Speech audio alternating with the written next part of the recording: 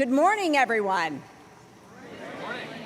I am delighted to join Dean Lewis, Provost Strobel, and so many of my distinguished colleagues from across the university in welcoming you to Yale. This is a big moment for both of us. As you get introduced to campus, after nearly 30 years, I am so thrilled to be returning to it in my new role as president. What a wonderful way for us to begin afresh together.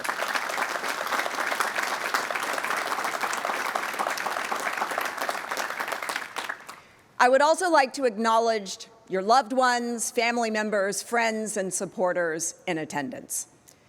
To all the parents here today, I can imagine the mixed emotions you may be feeling at this moment.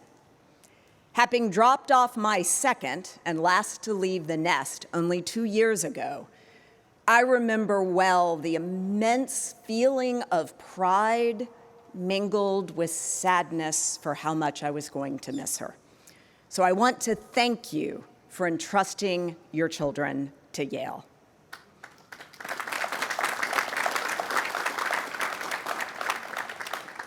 Students, over the coming weeks, you may find yourself marveling at the beauty of this campus.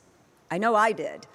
Such an extraordinary collection of buildings and landscapes with grand, awe-inspiring sights, or you might just wonder if you have wandered on to a Harry Potter set. These Yale landmarks will be your home for the coming years, spaces you will always associate with memories you create here. Because here you will live, dine, learn, debate, listen, laugh, grow, and discover.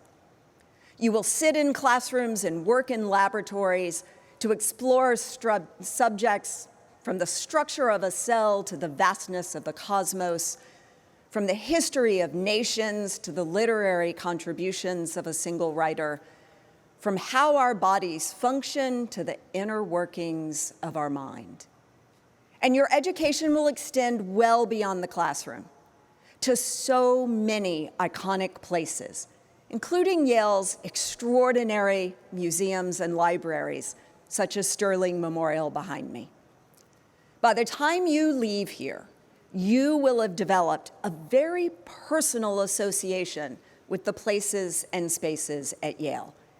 You will develop your favorites that you will visit again and again as you return to Yale as an alum. For me, one of those places has always been the Yale University Art Gallery. So today, we're going to take a little journey there, but it turns out we won't all fit. So if you will open your program, we have there a printed copy of Edward Hopper's Sunlight in a Cafeteria, which hangs just a few steps away in the American galleries. I have long been drawn to Hopper because his works so powerfully capture essential truths of humanity.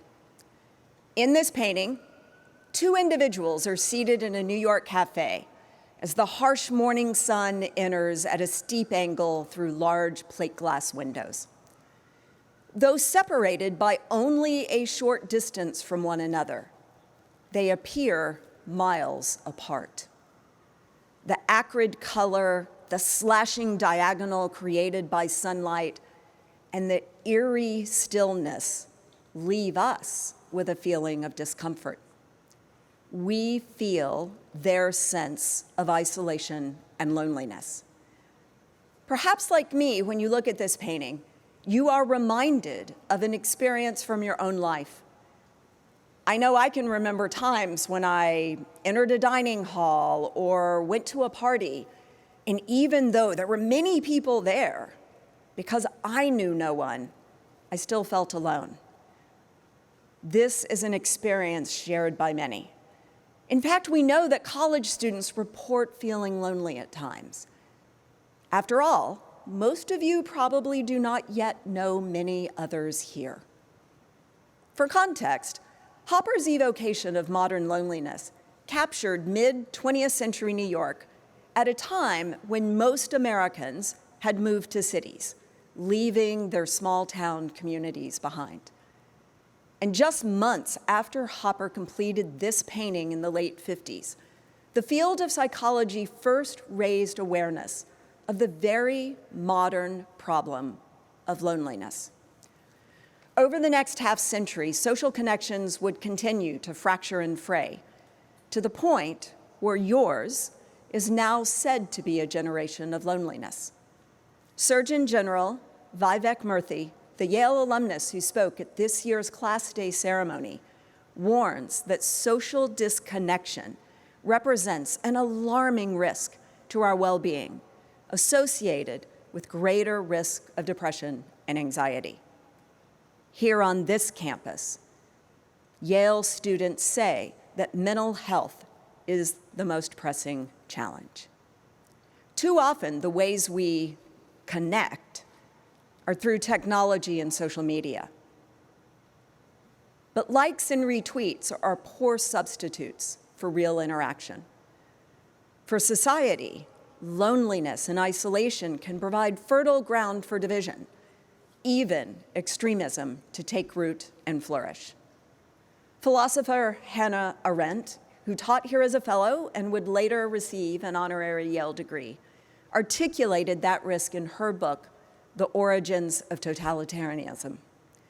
What prepares men for totalitarian domination in the non-totalitarian world, she told us in 1951, is the fact that loneliness, once a borderline experience, has become an everyday experience of the ever-growing masses of our century. And so it is today, as we see growing strife around the globe. So as you are embarking on this next chapter in life, know that community is an antidote to loneliness, division, and isolation, and that Yale is your community. You have been given a remarkable opportunity, the chance to immerse yourselves in this shared community, one that is structured quite differently from most American universities. In Yale's residential colleges, for example, you will live and interact with peers from many different backgrounds and perspectives. Serendipitous encounters in dining halls and common rooms will lead to engaging conversations and enduring friendships. And legendary traditions, Berkeley's Thunder Brunch, Grace Hopper's September Soiree,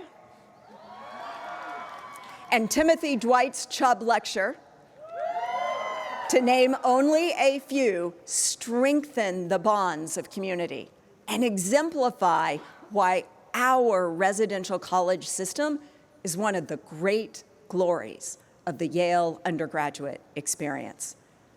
The architecture of the colleges creates spaces designed to bring people together. So take the initiative to start a conversation with someone you don't know. Strike up a conversation with someone in class or sitting by themselves in a dining hall. I promise you, the other person will be so glad you did so. As you get to know other students, meanwhile, it is also important for you to meet faculty, staff, alumni, and our neighbors in New Haven, all of whom are part of the rich layers of connection that comprise this community.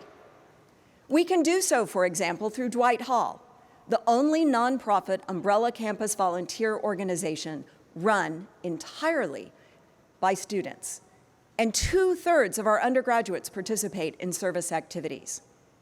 And though it might seem intimidating to approach a professor who has won a Nobel or a Pulitzer Prize, you should take every advantage of their eagerness to engage with students. And I also encourage you to seek out someone who disagrees with you and make a connection. Because as you will learn, Yale does not shy away from facilitating civil and, yes, often spirited debate. When we disagree, there are venues for us to do so, such as the Dean's Dialogue series hosted by Dean Lewis, The Yale Political Union, which is this country's oldest and largest collegiate debate society, and the Cultivating Conversations program led by University Life, which I suggest you visit after classes begin. I invite you to think through these and other layers of what it means to be a Yalie today, and to embrace them over the next 4 years. Because, as Dean Lewis noted moments ago, citizenship does not work in the absence of community. Because one of the most important skills you can develop here is learning to listen, particularly to those with whom you may disagree. Truly listen, not just to formulate your rejoinder, but to understand their perspective. We must, as Hopper's painting compels us to consider, pull up a chair and sit next to that fellow student dining alone. And when doing so, listen and be curious. Consider how different this painting would feel if, rather than retreating from one another, the two strangers in Hopper's painting were seated together, engaged in a lively conversation. Members of the class of 2028, take a minute and look at those seated near you, most of whom you probably do not know yet. You share much in common, including this: Yale wanted each and every one of you to be part of our community. You were chosen from a record applicant pool.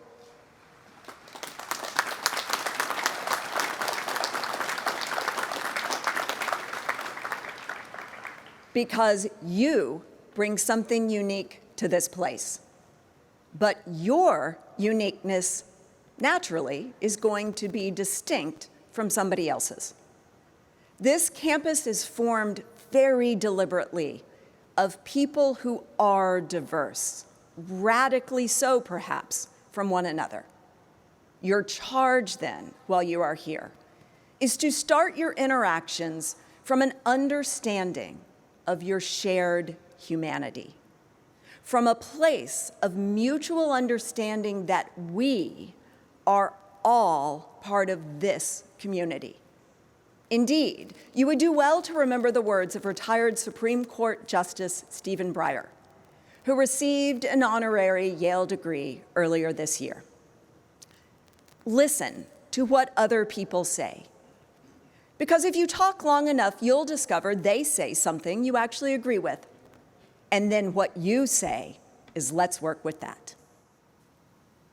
In a world trying with great force to get us to vilify others, to push us apart, to focus us narrowly, almost exclusively, on what makes us different, we at Yale want to focus on what we share as a community.